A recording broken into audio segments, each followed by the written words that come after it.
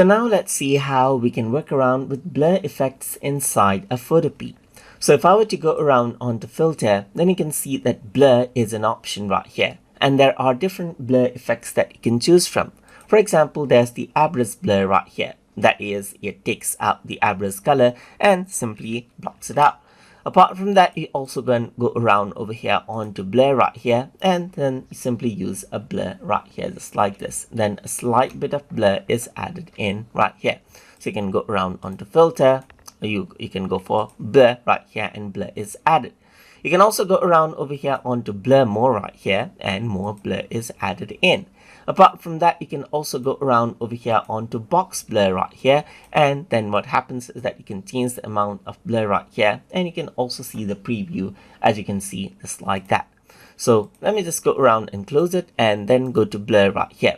So apart from that, there's the Gaussian blur, as you can see right here as well, and then it is more of a precise lens type blur right here, just like this. So this is what you have. Let me just press Ctrl Z and then go around onto blur once more.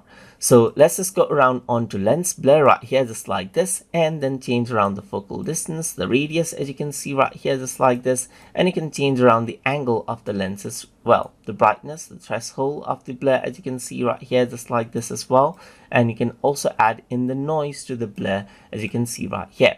So there is depth map options right here as well, but I'm not going to work on that right now, but I'm going to press OK right here, and this type of a blur is applied right here, just like this.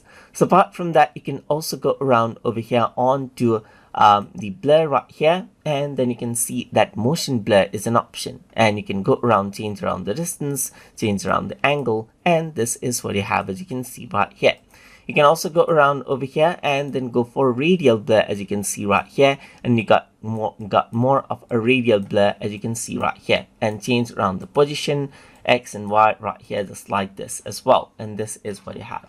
Let me just go around over here onto, let's say for example, back to a few spot right here, and now I'm going to go around over here onto surface blur as well. So if I were to go to surface blur right here, you can change around the radius, as you can see right here, change around the threshold as well, just like this, and the top surface is actually blurred out while leaving the background image as it is, just like this.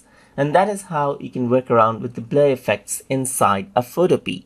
So hope you guys learned something as always, and as always, please like, comment, share, and subscribe.